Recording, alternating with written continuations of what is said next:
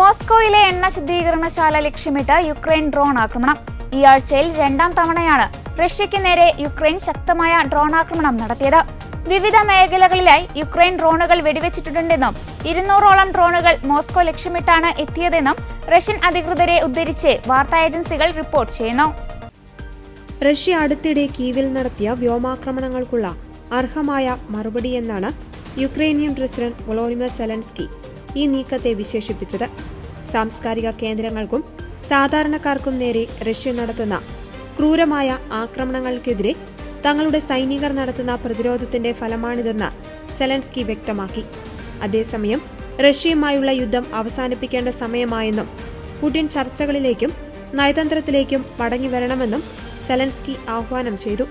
ഈ ആഴ്ചയാദ്യം യുനെസ്കോ പൈതൃക പട്ടികയിലുള്ള കീവ് പെർച്ചസ് ലാവ്ര സന്യാസി മഠസമുച്ചയത്തിന് നേരെ റഷ്യ നടത്തിയ മിസൈൽ ഡ്രോൺ ആക്രമണത്തിൽ 11 പേർ കൊല്ലപ്പെട്ടിരുന്നു.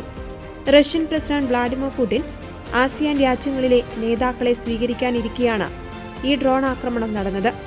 തായ്ലൻഡ്, വിയറ്റ്നാം, സിംഗപ്പൂർ, മലേഷ്യ തുടങ്ങിയ രാജ്യങ്ങളിലെ പ്രധാനമന്ത്രിമാരും ഫിലിപ്പീൻസ് പ്രസിഡന്റും ഉച്ചകോടിക്കായി റഷ്യയിൽ എത്തിയിട്ടുണ്ട്. 4 വർഷമായി തുടരുന്ന യുദ്ധത്തിനിടയിൽ സാമ്പത്തിക സ്ഥിരതയും പ്രാദേശിക ബന്ധങ്ങളും മെച്ചപ്പെടുത്തുവാൻ റഷ്യ ശ്രമിക്കുന്നതിനിടെയാണ് ഇത്രയും വലിയൊരു തിരിച്ചടി നേരിട്ടത്.